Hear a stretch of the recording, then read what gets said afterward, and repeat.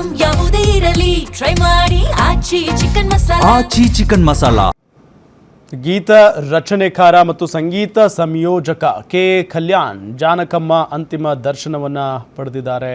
ಅದಾದ ನಂತರ guarantee news ಜೊತೆ ಮಾತನಾಡಿ ಜಾನಕಮ್ಮ ಅವರ ಜೊತೆಗಿದ್ದಂಥ ಆ ನಂಟಿನ ಬಗ್ಗೆ ಮಾತನಾಡಿದ್ದಾರೆ. ಬನ್ನಿ ನೋಡೋಣ. ಅಂತಿಮ ದರ್ಶನ ಪಡೆದುಕೊಳ್ಳೋಕ್ಕೋಸ್ಕರ ಇವತ್ತು ಕೆ ಕಲ್ಯಾಣ್ ಅವರು ಆಗಮಿಸಿದ್ದಾರೆ. ಸರ್, ನಾವು ಯಾವತ್ತಿಗೂ ಅವರು ಒಳ್ಳೆ ಮೆಮೊರೀಸ್ ಇರ್ಬೋದು, ಚೆರಿಶ್ ಮಾಡಕ್ ಇಷ್ಟಪಡ್ತೀವಿ. ಸೊ ಅವರೊಟ್ಟಿಗಿದ್ದಂತಹ ಒಂದಷ್ಟು ಮೆಮೊರೀಸ್ ಶೇರ್ ಮಾಡೋದಾಗ ಅವ್ರ ಜೊತೆ ಇದು ಎಲ್ಲ ಕ್ಷಣಗಳು ಕೂಡ ನನಗೆ ತುಂಬ ಆಪ್ತಾನೆ, ಎಲ್ಲ ತುಂಬ ಆಪ್ತಾನೆ. ಒಂಥರ ಅವರು ಒಂದು ಅದ್ಭುತವಾದ ಡಾಕ್ಟರ್ ಇದ್ದ ಹಾಗೆ. ಅವರು ಜಾನಕಿಯಮ್ಮ ಅವ್ರ ಜೊತೆ ಒಂದು 10 ನಿಮಿಷ ಕೂತ್ಕೊಂಡು ನೀವು ಮಾತಾಡಿದ್ರೆ ಅವರ ನಗುನ ನೋಡ್ದಂಗೆ ಕೂತ್ಕೊಂಡ್ರು ಕೂಡ ಅದು ಒಂದು ಮಗು ನೋಡ್ದಂಗೆ ಇರುತ್ತೆ ನಮಗೆ. ಅವರ ನಗು ಬೇರೆ ಅಲ್ಲ, ಒಂದು ಮಗು ಬೇರೆ ಅಲ್ಲ, ಅದು ಆ ಥರ.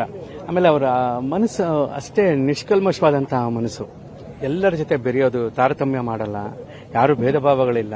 ತಾನಷ್ಟು ಮಹಾನ್ ಗಾಯಕಿ ಅಂತ ಗೊತ್ತಿಲ್ಲ. ಒಂದ್ಸರಿ ನಾನು ಹೈದರಾಬಾದಲ್ಲಿ ಅವ್ರ ಮನೆಗೆ ಹೋಗಿದ್ದೆ. ಅವ್ರಿಗೇನೇನು ಪ್ರಶಸ್ತಿ ಮಾನ್ಯತೆಗಳು ಬಂದಿದೆ ಅಲ್ಲ, ಒಂದ್ ಕಡೆಯಿಂದ ಹಿಂಗೆ ತೋರಿಸ್ಕೊಂಡು ಬಂದ್ರು. ಇಲ್ಲಿಂದ ನೋಡಿದ್ರೆ ಒಂದು 16 ಸ್ಟೇಟ್ ಅವಾರ್ಡ್ ಮೊಮೆಂಟ್ಗಳಿತ್ತು. ಅಲ್ಲಿ ನೋಡಿದ್ರೆ ಅಲ್ಲೊಂದು 9 ಇತ್ತು, ಇನ್ನೊಂದು 5. ಇಲ್ಲ ಸುಮಾರು ಏನಿದು 38, 40, 45 ಸ್ಟೇಟ್ ಅವಾರ್ಡ್ಸೇ ಇದೆ. ಅಂದ್ರೆ ಎಲ್ಲರೂ ಇಟ್ಟಿಗೆಗಳಿಂದ ಮನೆ ಕಟ್ಟಿದ್ರೆ ಜಾನಕಿಯಮ್ಮಂಗೆ ಬಂದಿರೋ ಅವಾರ್ಡ್ಸ್ಗಳಿಂದ ದೊಡ್ಡ ಭವನ ಕಟ್ಬಿಡ್ಬೋದು. ಆ ತರ ಪ್ರಶಸ್ತಿ ತಗೊಂಡು, ಇವಾಗ ದೊಡ್ಡ ಕಲೈ ಮಾಮಣಿ ಪ್ರಶಸ್ತಿ ಈ ಥರದ್ದೆಲ್ಲ ಅವರು ತಗೊಂಡು ಎಲ್ಲ ಮಾಡಿ, ಅವ್ರಿಗೇನು ಗೊತ್ತೇ ಇಲ್ಲ ನಾನು ಏನು ಪ್ರಶಸ್ತಿ ತಗೊಂಡಿದ್ದೀನಿ ಅಂತ ಗೊತ್ತಿಲ್ಲ. ಯಾರಾದರೂ ಒಬ್ರು ಪ್ರೀತಿಯಿಂದ ಮಾತಾಡಿಸ್ಬಿಟ್ರೆ ಅವ್ರನ್ನೇ ಮನಸ್ಸು ಹಚ್ಕೊಳ್ಳೋದು. ಈ ಥರ ತುಂಬ ಹಚ್ಕೊಳ್ಳೋ ಸ್ವಭಾವ ಅವ್ರಿಗೆ. ತುಂಬ ಎಲ್ಲರನ್ನೂ ಬೇಗ ಆಪ್ತವಾಗಿ ಮನಸ್ಸಿಗೆ ತಗೊಳ್ಳೋಂಥ ಸ್ವಭಾವ. ಹಾಗೆಲ್ಲ ಇರೋದು ಬಹಳ ಬಹಳ ಕಷ್ಟ. ಅದು ಮಾಮೂಲಿ ಮನುಷ್ಯರಿಗೆ ಸಾಧ್ಯನೇ ಇಲ್ಲ. ಯಾಕೆಂದರೆ ಒಂದು ಪ್ರಶಸ್ತಿ ಮಾನ್ಯತೆಗಳು ಅದು ಇದು ಸಿಕ್ಬಿಟ್ರೆ ಮನುಷ್ಯನಿಗೆ ಮಿದುಳು ಅವನ ಕಂಟ್ರೋಲಲ್ಲಿ ಇರೋದಿಲ್ಲ. ಬಟ್ ಇವರು ದೇವತಾ ಮನುಷ್ಯ ಅಂತಲೇ ಹೇಳಬೇಕು. ಆ ಸರಳತೆ, ಆ ನಮ್ರತೆ, ವಿನಮ್ರತೆ, ಮತ್ತೆ ನಡೆ ನುಡಿ, ಸುಮಾರು ಎಷ್ಟು ಒಂದು 6 ದಶಕಕ್ಕೂ ಹೆಚ್ಚು ಕಾಲದಿಂದ ಅವರು ಹಾಡ್ಕೊಂಡ್ ಬಂದಿದ್ದಾರೆ. ಈಗಲೂ ನನ್ನ ಮ್ಯೂಸಿಕ್ನ ಒಂದು ಹಾಡು, ಅವ್ರ ಕಟ್ಟಕಡೆಯ ಕನ್ನಡದ ಹಾಡು.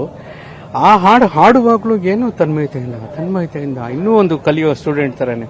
ಹಾಗೆಲ್ಲ ಅವರು ಏನಂದ್ರೆ ಇಡೀ ಯೂನಿವರ್ಸ್ ಎಸ್ ಜಾನಕಿ ಅನ್ನೋ ಯೂನಿವರ್ಸಿಟಿ ನಮಗೆ ಕೊಟ್ಟಿದೆ. ಅವರಿಂದ ನಾವು ಕಲಿಯೋದು ಬಹಳಷ್ಟಿದೆ. ಅಮ್ಮ ಅನ್ನೋ ಒಂದು ಪದಕ್ಕೆ ಯಾವತ್ತಿಗೂ ಕೂಡ ಕೊನೆ ಇಲ್ಲ, ಸಾವಿಲ್ಲ.